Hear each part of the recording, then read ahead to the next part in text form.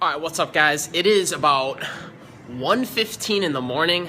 I wasn't able to get to the gym earlier in the day, so I said, fuck it. I still need to get it in late at night. I'm going to be hitting some shoulders. My buddy Bradders, who is snacking on a nice salad right now, and he's going to be filming me, so let's get this workout. All right.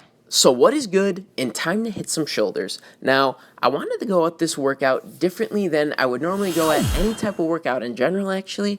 And what I mean by that is, normally I would start with one heavy compound movement that I would want to do just solo by itself and have complete energy for.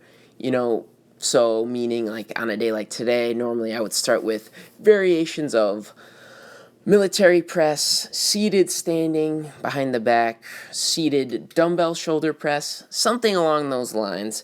But since it was late as fuck, past 1 in the morning when I walked into the gym, I wanted to kind of shock my body and get it in tuned with the workout right away.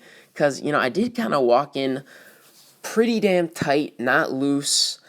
And, I did hit a early morning cardio session and I worked prior to this, so even though I did stretch before this, I was still, pretty tight. And honestly, I did stretch for probably 10 minutes before this workout. And on that topic, I can't stress the importance of stretching every day, working out or not, especially if you're going to work out and try to be a bodybuilder or whatever your goal is in working out in general.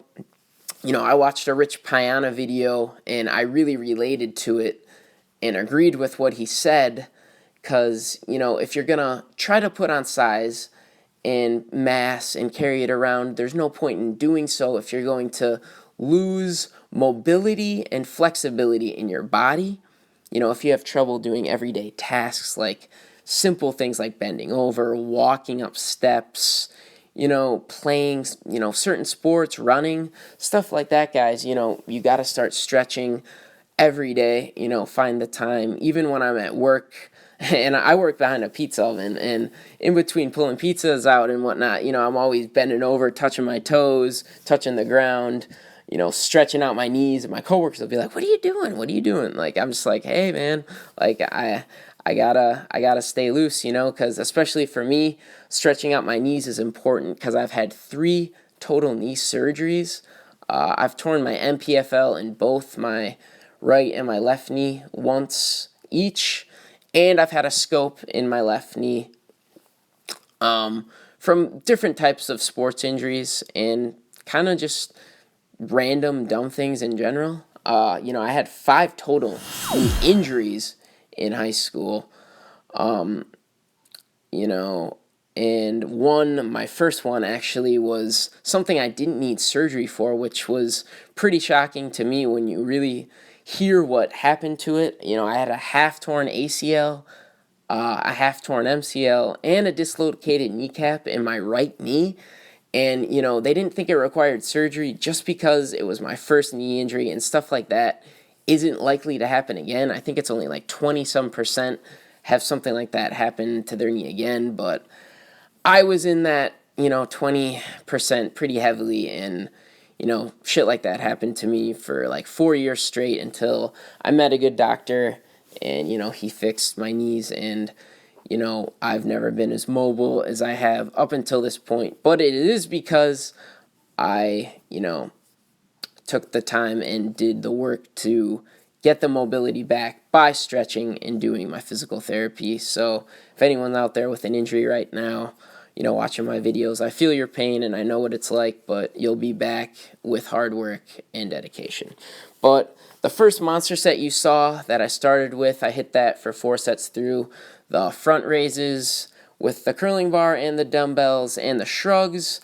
And then I hit that superset with the lateral raises and the Arnold Press 4 sets through. I think each set was kind of a variation of reps, like I wasn't focusing too much on, how many reps I was doing, just kind of doing as many as I can. But here's a superset I did right here. I wish they had a normal 45-pound barbell that I could do a standing military press at this gym, but I just kind of use what they have. So the curling bar worked fine, and I supersetted it with these plate raises that I've come to love. You see, it really is making my shoulders look pretty damn massive, I will say, in that clip there. That's just due to me leaning out, even though honestly this week has been pretty bad for me cheating-wise. And I've had like 3 nights where I've just kind of maxed out and eaten my whole fridge. But I've just been hungry lately, to be honest. I'm the lightest.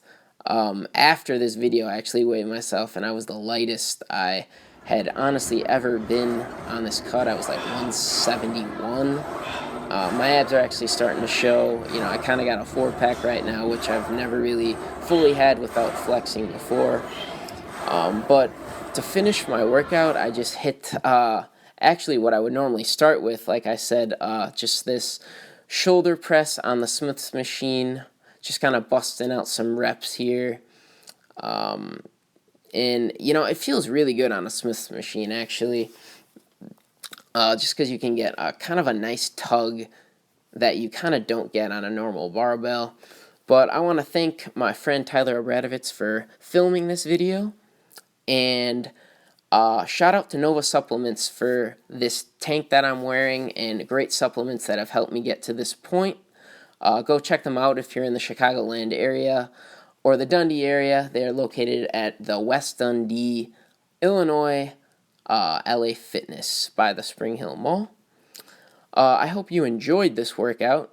There'll be more coming. Let me know what you think of the commentary in general, and I will be talking to you guys soon. Peace out.